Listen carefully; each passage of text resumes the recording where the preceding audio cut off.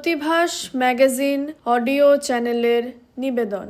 প্রত্যেক মাসে অনলাইনে প্রকাশিত প্রতিভাস ম্যাগাজিন থেকে নির্বাচিত উপন্যাস, গল্প, ধারাবাহিক ও অন্যান্য বিষয়।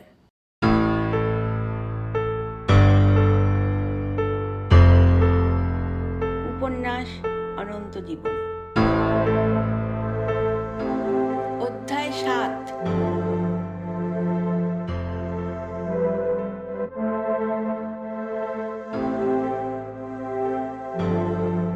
মেলার মানুষজন বড়ই বিচিত্র দর্শন, বাহ্যিকভাবে তো বটেই, অন্তরে কোটিগল্প তার হাত ধরে সব দেখিয়ে দিচ্ছিল। তার তখন বোঝার মতো বয়সই হয়নি। কে মানুষ কে দানব সেটা হয়তো চিনতে পারত যদি তারা স্বমূর্তিতে থাকত। তবে মানুষের মধ্যেও তো চরিত্রে কেউ মানুষ বা দানব হতে পারে। তাদের আলাদা করে বোঝার বিদ্যে তখনও তার আয়ত্তাধীন হয়নি। মানুষের আবার নানান ইচ্ছে, স্বভাবের নানান প্রকার প্রকৃতি, সেসব সে ভাবতেই জানত না। সে কি চায় বা কে কি, সেসবও তার মাথা ব্যথার কারণ ছিল না। সে যা দেখত তা সোজাসুজিই দেখত। দেখার জিনিস তো অনেক কিছুই, কোনটা ছেড়ে কোনটা দেখবে তা বুঝতে হিমশিম খেয়ে যেত প্রথম। কি দেখা উচিত বা কি দেখা অনুচিত সেটাও একটা ব্যাপার। তো সেসব নিয়ে তাকে ততটা ব্যতিব্যস্ত হতে হচ্ছিল না। ভাগ্যিস কোটিগল্প তার হাত ধরেছিল। মেলাতে কেউ গায়ক, কেউ লেখক, কেউ নেতা, কেউ দার্শনিক, কেউ বিজ্ঞানী, কেউ গবেষক, কেউ বা অন্য কিছু। কেউ খেলে, কেউ চাকরি করে, কেউ দোকানদার, কেউ রাজা, কেউ প্রজা, কেউ ব্যবসায়ী, কেউ হাঙ্গামাকারী, কেউ চোর, কেউ ডাকাত, কেউ ডাক্তার, কেউ উকিল, কেউ বিচারক, কেউ প্রশাসক, কেউ সৈন্য, কেউ পুলিশ, কেউ রাজনীতিবিদ ইত্যাদি কত হাজার হাজার পেশায় ব্যস্ত সব মানুষ। এই ভিড়ের মধ্যে কাকে ছেড়ে কাকে দেখা দরকার, কি পেশার কি মানুষকে, এসব কি সে একা ঠিক করতে পারত? পাগল? সেই ব্যাপারটা ঠিক করে দেওয়ার দায়িত্ব নিয়েছিল কোটিগল্প। একদিন সে একজনকে দেখিয়ে তাকে বলল, ওই লোকটাকে দেখ। সে তাকালো, দেখতে পেল একটা ভিড়, মেলার বহুমুখী জনতা একত্র হয়ে যাচ্ছে সেখানে এসে, এবং এভাবেই একটা ভিড় তৈরি করেছে, আর সেই জনসমাগম বেড়েই চলেছে। ভিড়ের মধ্যমণি একজন মানুষ, এবং তার জন্যই লোকের এমন উন্মাদনা। বর্ণাঢ্যতার উপস্থিতি দেখেই স্পষ্ট যে জনপ্রিয়তা তুঙ্গে। সে একজন গায়ক, মেলা পরিদর্শনে তার আগমন। অথবা এমনও হতে পারে যে মেলাতে আসার পর এখানে থাকতে থাকতেই গায়ক হিসেবে তার পরিচিতি। এই যে মেলা, এ তো আর 1-2 দিনের নয়। কবে থেকে চলছে বা কবে সাঙ্গ হবে তা কেউই জানে না। মানুষরা কেবল জানে মেলাটা যখন চলছে আর চলছে, হাজির তো হতেই হবে, চাও বা না চাও। যাই হোক, সেই গায়কও যেভাবেই হোক মেলাতে আছে, আর তাকে ঘিরেই লোকজনের এমন আয়োজন। কোটিগল্প এই গায়ককেই দেখতে বলল। দেখলো সে, দেখতেই লাগলো। দেখে তার বিশেষ কিছুই মনে হলো না। কোনো একজন বিশ্ববিখ্যাত গায়ক, এবং অসম্ভব তার জনপ্রিয়তা, এই যা। সাধারণ লোকরা তো এমন একজনকে ঘিরে ভিড় বানাবেই, এতে আর অবাক হওয়ার কি আছে? তার টাকা পয়সা, হাজার হাজার কোটি টাকার সে মালিক। তা এসব আছে তার ভালো কথা, তাতে আশ্চর্য হওয়ার কি আছে? সে যদি অন্য গ্রহের অন্য কোনো প্রাণী হতো তাহলেও না হয় কথা ছিল। পৃথিবীর মানুষ হলেও তাকে দেখে অবাক হওয়া যেত যদি তার ব্রহ্মার মতো 4টি মুখ বা শিবের মতো 5টি মুখ থাকত। মাথা টাথা না থাকলেও অবাক হওয়ার কারণ ছিল তাকে দেখে, যদি সে এযাবৎ অনাবিষ্কৃত কোনো প্রজাতির কোনো অভিনব আচার আচরণ দর্শনের প্রাণী হতো। এই লোকটা সেসব কিছুই নয়। সে কেবল গান গায়। সে ট্রেনে বা রাস্তায় ভিখিরিরাও গাইতে পারে। তাতে অবাক হওয়ার কি আছে? জনপ্রিয়তা, সেটাও কি অদেখা কোনো বস্তু? পৃথিবীতে বহু লোক জনপ্রিয় হয়েছিল, হচ্ছে, হবে। ধর্মপ্রচারক, জননেতা, খেলোয়াড় ইত্যাদি বহু ব্যক্তি জনপ্রিয় হয় এবং তাদের কোটি কোটি ভক্ত থাকে। জগতে ভক্ত হওয়ার লোকের কোনো অভাব নেই কীট পতঙ্গেরও। তাতে বিস্মিত হতে হবে কেন? লোকটা এত এত ধন সম্পত্তি ও টাকার মালিক, সেটাও তার মনে হলো না আশ্চর্য হওয়ার কোনো বিষয় বলে। পৃথিবীতে কেউ আফিং বিক্রি করেও কোটি কোটি টাকার মালিক হয়, অবৈধ পাচারকারীরাও বহু অর্থ সম্পদের অধীশ্বর। তেল বিক্রি করে ধন কুবের হয়ে বসে আছে আরব শেখরা, এই লোকটা ধন কুবের হয়েছে তার গলার গান বিক্রি করে। এতে কি সত্যি কোনো আশ্চর্য হওয়ার মতো উপাদান আছে? লোকটাকে অনেক সময় ধরে দেখে এই কথাগুলি সে বলল। সবশেষে সে প্রশ্ন তুলল, একে দেখে অবাক হব কেন? কোটিকল্প তার দিকে তাকিয়ে রইল সম্পূর্ণ চোখ মেলে। তারপর বলল, তোকে কি আমি অবাক হতে বলেছি? তাহলে দেখতে বললে কেন? তার পাল্টা প্রশ্নের উত্তরে সে জানালো, তোকে দেখতে বলেছি জানার জন্য, বোঝার জন্য। তুই মেলাতে এলি কেন? এখানে যারা আছে তাদের স্বভাব চরিত্রের সঙ্গে পরিচিত হবি বলে। এই যে এত জনকোলাহল, এত মানুষ ঘুরে বেড়াচ্ছে মেলাতে, তারা কি চায় বা কি তাদের উদ্দেশ্য সেটা তো বোঝা দরকার। এমনি এমনি কেউ তো বেকার ঘুরে বেড়াবার জন্য মেলায় আসেনি। প্রত্যেকেই এখানে আসে কিছু না কিছু একটা লক্ষ্য নিয়ে, কিছু না কিছু পেতে চায়, আর সেই কারণে সারা জীবন ঘুরে বেড়ায়। মেলাতে এত লোকের ঘোরাঘুরি অনর্থক নয়। সবাই চায় কিছু না কিছু নিজের জন্য কিনতে, কারণ এখানে কেনার মতো সমস্ত জিনিসই আছে। তাই এখানে আসা আর যতদিন সম্ভব থেকে যাওয়া। তবে যে যাই কিনতে ইচ্ছে করুক না কেন, তুই দেখবি সবারই ইচ্ছে একটা জায়গায় এসে অভিন্ন হয়ে যাচ্ছে। এটা কেন হয়, কিভাবে হয়, সেসব জানতে হলে মেলায় উপস্থিত লোকগুলিকে তোর একটানা দেখে যেতে হবে। মুশকিল হলো, এই দেখাটা একদিন দুদিনের হলে চলবে না। বছরের পর বছর, প্রজন্মের পর প্রজন্ম ধরে মেলাতে যারা যাতায়াত করে বা থাকে তাদের দেখে যেতে হয়। তোর একটা মাত্র জীবনে তুই এত লম্বা সময় পাবি কোথায়? সে নিরুত্তর তাকিয়ে রইল। তার চোখেও অনুচ্চারিত একই প্রশ্ন। একটু থেমে কোটিকল্প তাকে জানালো, তার জন্য আছে একটা বিশেষ উপায়, সেইটা তোকে জানতে হবে। আছে একটা অন্য জগৎ আর অন্য পদ্ধতি। সেই পদ্ধতি মেনে সেই অন্য জগতে যাওয়ার দরজাটা চেনা দরকার। দরজা চিনলেও সব যে হাতের মুঠোয় চলে আসবে তাও নয়। সেই দরজাটা খোলার উপায় জানা চাই। ইচ্ছে হলেই কেউ এসব জেনে নিয়ে সেই জগতে যেতে পারে না। সেটা এক জাদু জগৎ। জাদুবিদ্যাতেই তাকে পাওয়া যায়। আর সেই জাদু জানি জগতে একমাত্র আমি। আমার হাত ধরে থাকতে পারবে যে, তাকে আমি চাইলেই সে জগতে নিয়ে যেতে পারি। সেখানে সে তখন যতদিন খুশি থাকার সুযোগ পাবে। সে একটা অন্য পৃথিবী। এই পৃথিবীর নিয়ম কানুন সেখানে অচল। আয়, তাহলে তোকে সেখানে নিয়ে যাচ্ছি। আমি হাত ধরে আছি যখন, তোর কোনো চিন্তা নেই। এবার সে সত্যি বিস্মিত হতে লাগলো। যে হাত ধরে আছে তার এতটাই ক্ষমতা? সে তো তাকে সাধারণ কেউ একজন ভেবেছিল, যে কোনো একদিন তার মতোই এই মেলাতে হারিয়ে ঘুরে বেড়াচ্ছে। এখন বুঝলো আসলে তা নয় একদম। সে একজন অসম্ভব ক্ষমতাশালী কেউ। কে সে? এই প্রথম সম্পূর্ণ চোখ মেলে কোটিকল্পকে দেখতে লাগলো। সে কে তা বুঝতে চেষ্টা করলো। বুঝতে পারল না অবশ্য কিছুই। এমন এক সাদামাটা চেহারার একজনের এত ক্ষমতা হয় কি? ধাপ্পাবাজ কিনা এমন সন্দেহ মাথায় এলো। দেখতে লাগলো সে। দেখতে দেখতে তার মনে হলো বোধহয় সে সত্যিই অন্যরকম। আগে সে ভালো করে দেখেনি বলে টের পায়নি। এবার চোখ খুলে মনোযোগ দিয়ে দেখতে গিয়ে অসাধারণ কিছু ব্যাপার স্যাপার নজরে পড়ল তার ওই আপাত সাধারণ চেহারার আড়ালে। সে দেখতে পেল যে কোটিকল্পের চোখগুলি আবর্তনশীল, এদিক থেকে ওদিক বা ওদিক থেকে এদিক। এভাবে কোনো মানুষের চোখ কি ঘূর্ণায়মান হয়? তাকে আরও অবাক হতে হলো যখন সে নজর আরেকটু গভীর করে বুঝতে পারল কেবল চোখই নয়, কোটিকল্পের সমস্ত শরীরটাই আবর্তনশীল। তারপর সে বুঝল চোখ বা দেহই নয়, আসলে তার গোটা অস্তিত্বটাই অস্থির ও চক্রাকারে আবর্তন ঘটিয়েই চলেছে। অথবা অন্য কথায় বলতে গেলে বলতে হয়, ক্রমাগত আবর্তনশীল উপাদানের অস্থির সমন্বয় তার সমগ্র উপস্থিতি। কোথাও কোনো স্থিরতাই নেই।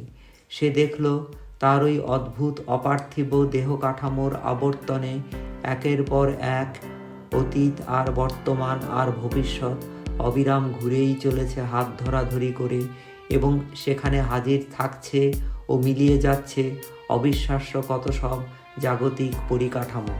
এবার এতক্ষণে সে সত্যিই অবাক হলো। এত বিস্মিত সে আর কোনোদিনও হয়নি। কিছুটা হতভম্ব গলায় প্রশ্ন করল, তুমি কি জাদুকর?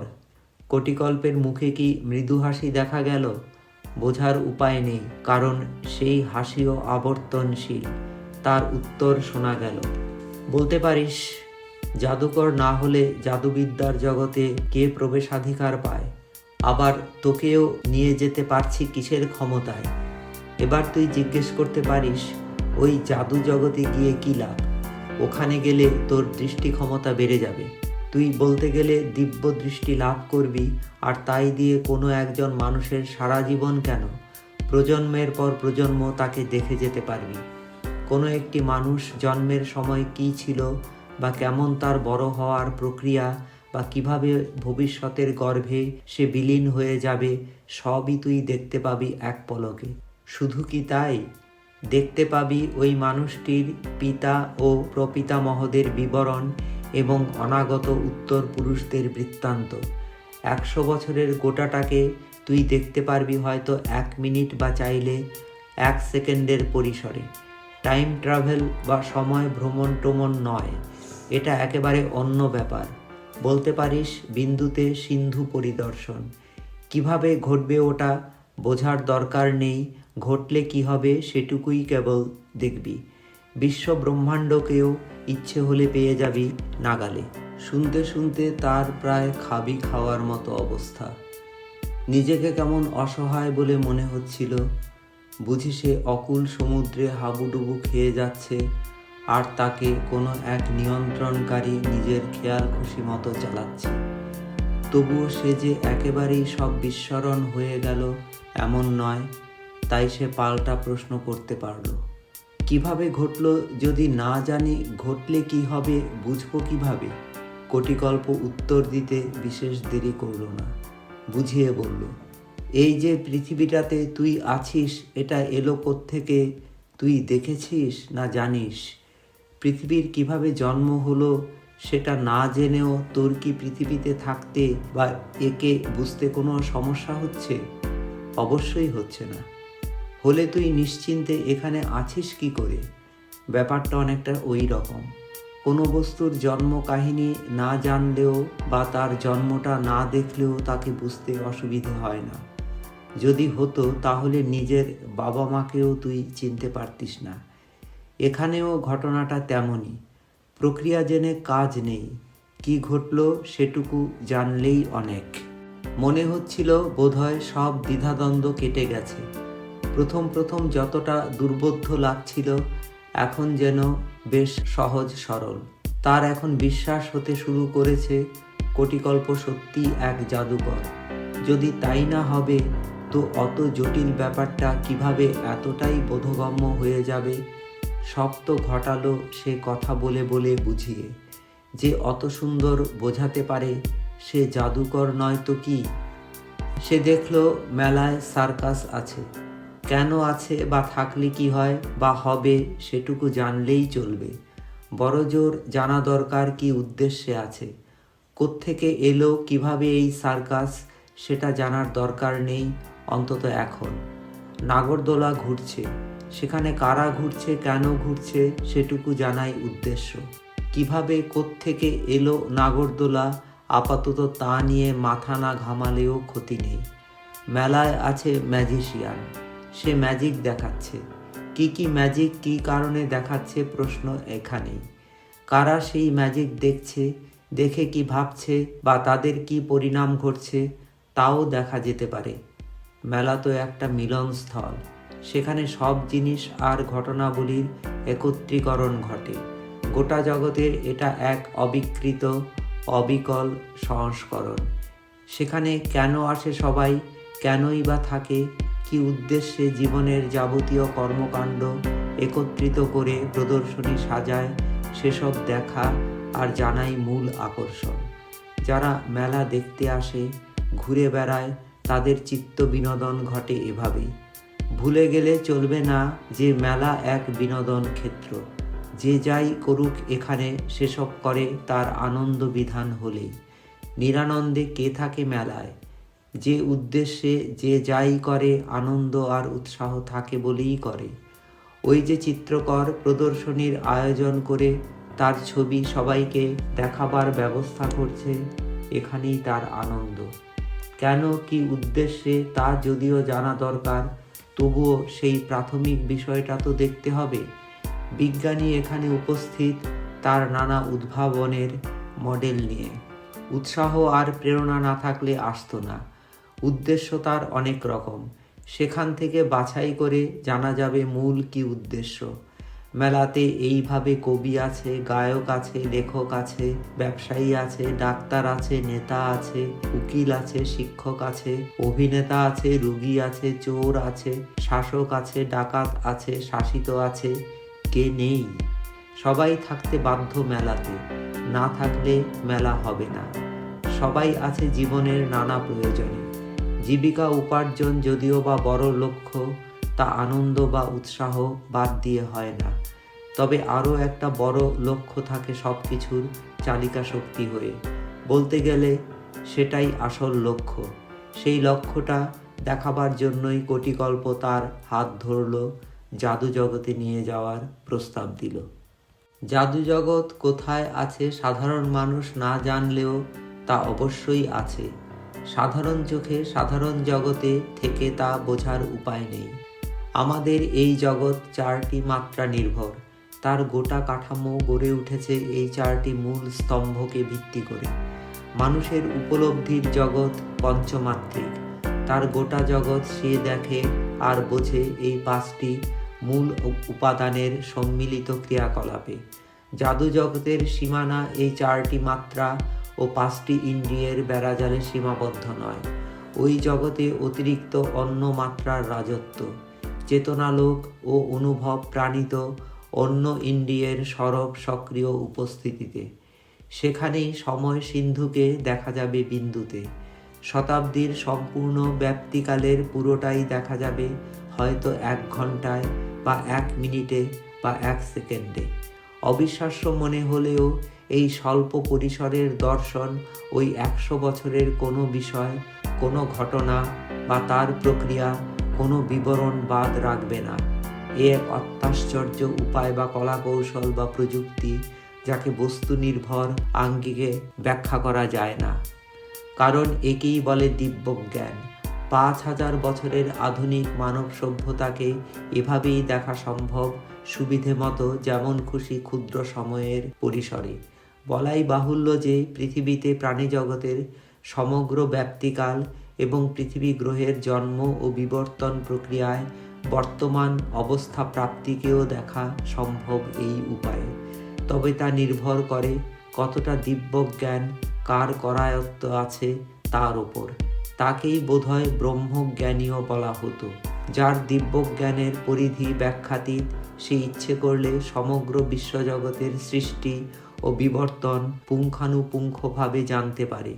এমনকি অন্য সব জগতের উপস্থিতি এবং বিবরণও তার আয়ত্তাধীন।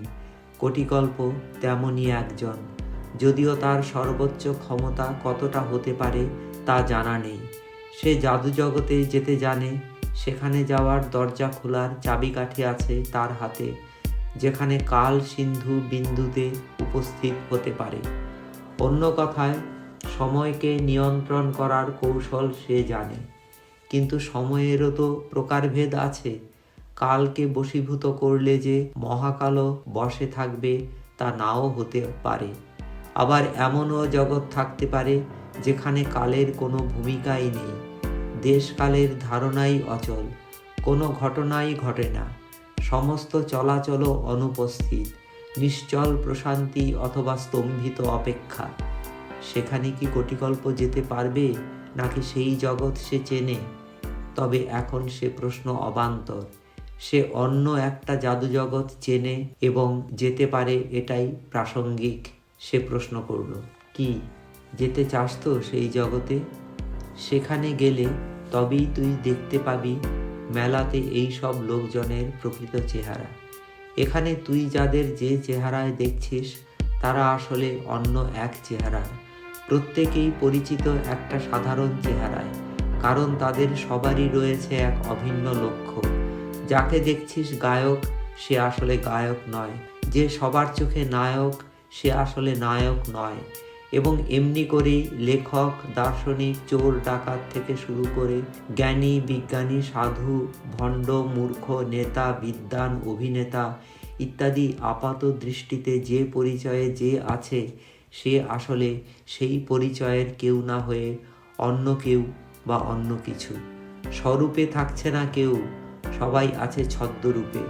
এখানে যাকে তুই গায়ক হিসেবে দেখছিস, দেখে মনে হচ্ছে বুঝি সঙ্গীত চর্চাই তার একমাত্র উদ্দেশ্য, তার প্রাণ আর গান এক অভিন্ন বিষয়। এই সঙ্গীত সর্বস্ব ব্যক্তি যাকে দেখে অন্য কিছু মনে হয় না, তারও কিন্তু অন্য একটা চেহারা আছে, যেটা তার সুপ্ত অথচ আসল চেহারা। আর সেই গুপ্ত বা সুপ্ত পরিচয়ের মধ্যেই দেখতে পাবি তার প্রকৃত লক্ষ্য। এটা এই পৃথিবীর চলতি চেতনালোকে বসে বুঝতেই পারবি না, দেখবি দূরের কথা। তার জন্য তোকে যেতে হবে সেই জাদু জগতে। আসলে কি জানিস, ওই জাদু জগৎটাই হলো প্রকৃত জগৎ। আর এই যে জগৎটাতে তোর বসবাস, অহরহ চলাচল আর ওঠা বসা, এটা হলো এক মায়া প্রকল্প, যেখানে সবই সাজানো, সবই ঢেকে ঢুকে রাখা, সত্যি গোপন রাখার আপ্রাণ চেষ্টা, নিজের প্রকৃত চেহারা ও চরিত্র লুকিয়ে রাখার প্রাণান্তকর ঘোষণা ও কার্যকলাপ। এখানে কে তুমি তা আমি তো জানিই না, এমনকি তুমি নিজেও জানো না, যেমন তোমার কাছে বা আমার কাছে স্পষ্ট বা পরিষ্কার নয় আমার পরিচয়। এই প্রকৃত অর্থেই এক অদ্ভুত ও আশ্চর্য মায়া প্রকল্প, যেখানে মানুষরা ঘুরে বেড়াচ্ছে একাধিক নানা অসত্য চেহারায়, প্রকৃত পরিচয় গোপন রেখে ছদ্মবেশে। এই মায়া প্রকল্পের অধীন এই মানব সভ্যতা, মানুষের বাসযোগ্য এই পৃথিবী, তারই প্রতিরূপ আর প্রতিফলন তোর চোখের সামনে। জানবি, মিথ্যে দিয়ে সাজানো এই প্রতিফলন সর্ব অর্থেই নকল ও মেকি। এখানে যা ঘটমান তা হয়তো পুরা ঘটিত বা আদৌ ঘটছেই না, অলীক অথবা কাল্পনিক। তাই যা তোর চোখের সামনে দেখছিস, কোনোটারই বিশ্বাসযোগ্যতা নেই। যা প্রকৃত, যা সত্যি, তা যদি দেখতে চাস, যেতে হবে ওই জাদু জগতে, যেখানে রয়েছে এই কাল্পনিক জগৎ বা মায়া প্রকল্পের বাস্তব রূপ। যাবি কি? আমি তোর হাত ধরেই আছি, সেই জগতে যাওয়ার চাবি আমার কাছেই। যেতে চাস নিশ্চয়? তার তো এতক্ষণ মাথার ভিতরটা চক্কর দিয়ে যাচ্ছিল। কি দেখছে যেমন তা দেখছিল না, কি শুনছে তাও বুঝতে পারছিল না। বোঝার বয়স হয়নি তার তখনও, সেটাও অবশ্য সত্যি কথা। তবুও তার আপ্রাণ ইচ্ছে ও চেষ্টা ছিল যা শুনছে তা বুঝে নেওয়ার, কারণ সে কোটিকল্প নামের এই সঙ্গীটিকে ততক্ষণে বিশ্বাস করে ফেলেছে। সে হতে পারে জাদুকর, ভেলকি দেখাবার ক্ষমতা হয়তো আছে তার, তবুও তার ওপর আস্থা রাখা চলে। এই সুবিশাল মেলার ভিড়ে সবাই চলছে নিজের নিজের পথে, কেউ কাউকে দেখার প্রয়োজন বোধ করছে না, সবাই ব্যস্ত নিজেকে নিয়ে। একমাত্র সে এসে ভরসা দিয়ে তার হাত ধরেছে, না হলে বিপুল এই জনতার ভিড়ে তার কি হাল হতো। কেউ তো তার দিকে আর ফিরেও তাকায়নি, এই একজনই কেবল তাকে বন্ধুর মতো বুকে টেনে নিয়েছে, তাকে নিশ্চয় ভরসা করা যায়। এজন্যই সে মাথা নেড়ে সম্মতি জানালো আর মুখে বলল, হ্যাঁ, আমাকে দেখাও সেই জাদু জগৎটা। আমি এই মেলার মানুষগুলির আসল চেহারাটা দেখতে চাই, জানতে চাই কি তাদের আসল ও অভিন্ন উদ্দেশ্য, কি লক্ষ্যে চলছে সবাই নিশির ডাকে। মৃদু হাসল কোটিকল্প, হাসি বা সেই হাসির আবর্তন, সেই অপার্থিব কণ্ঠস্বরে অন্তরের মধ্যে অনুরণন তুল্য তার বক্তব্য। তাহলে আয়, দেখি এই গায়কটিকেই, দেখা যাক কেন তার এত গান, এত সাজ, এত আয়োজন। সে আসলে কি চায়, সেজন্য তার গোটা জীবনটাকে দেখতে হবে, কেবল বর্তমানটাকেই নয়, ভূতপূর্ব জীবনের পাশাপাশি ভবিষ্যৎটাকেও, তার আমৃত্যু জীবনযাপন প্রক্রিয়া। তাহলেই তার প্রকৃত উদ্দেশ্যটা বোঝা যাবে, স্পষ্ট হবে কেন সে বেঁচে আছে। সেসব বুঝতে হলে তোকে আমার সঙ্গে যেতে হবে জাদু জগতে। আয়, এই মায়া প্রকল্পাধীন পৃথিবী থেকে সেই জাদু জগতের প্রকৃত পৃথিবীটার দরজার সামনে। আয়, দরজাটা খুলি, ভিতরে যাই। কোটিকল্প তার হাত ধরে জাদু জগতের দরজার সামনে এসে দাঁড়ালো। দরজাটা বন্ধ। সে চাবি নিয়ে তালা খুলল, পাল্লা ঠেলে ঢুকলো তাকে নিয়ে সেই অপরূপ জাদুপুরীতে। তার দু চোখে তখন থই থই বিস্ময়। অনন্ত জীবন উপন্যাসের পরবর্তী অধ্যায় আবার আগামী শুক্রবার রাত 8টায়।